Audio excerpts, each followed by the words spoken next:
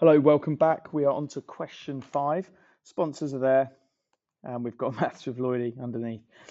This is the weirdest thing I've ever seen. It kind of makes me want to go to Sheffield and check this thing out. In front of Sheffield train station is a curved sculpture that has a circular cross section at the front and an oval cross section at the back end. Over the length, L meters, of the sculpture, its height, h meters, increases and its width, W meters, decreases. So basically, it turns from an oval into a circle and vice versa. The rate of change of both height and width is constant along the full length of the sculpture. Maybe there's a school trip in this just to check that that is the case. I wonder if you can get inside it. I wonder if it's solid or whether it's hollow. Okay, the table shows information about the sculpture. Work out the height and width halfway along the sculpture.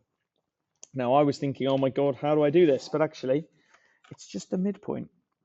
So for the height, 1 plus 4 is 5.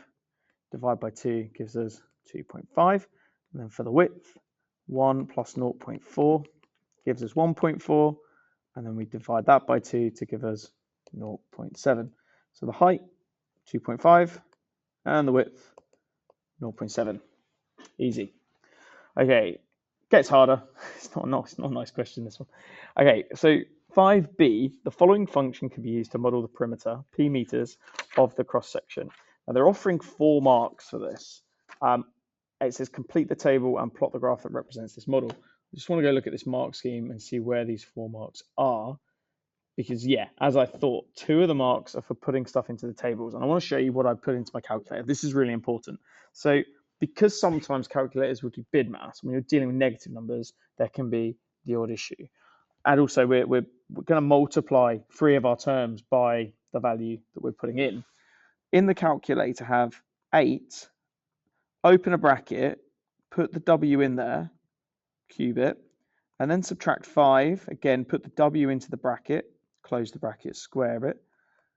For the 15, do it in this way, and you're adding 15 at the end. Now, once you've got one calculation done, you just go back into your calculator, change. So if I put 0.7 in, when I put 0.7, it kicked out 4.79.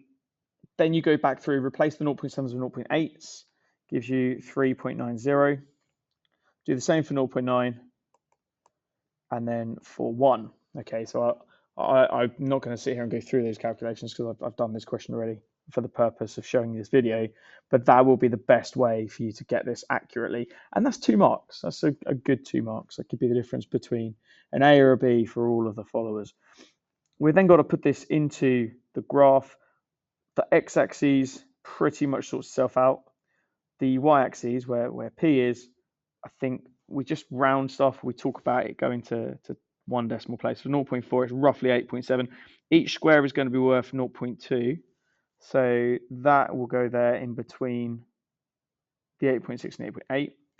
Our next one is at 7.25, just above the 7.2. 0.6 is at 5.9.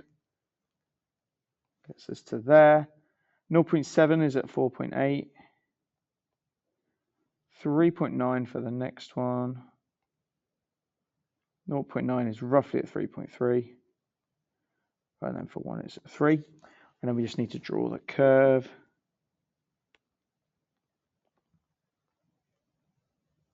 Like so. Okay. Part 2.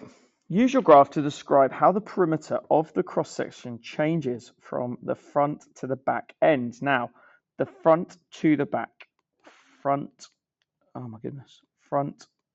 to back.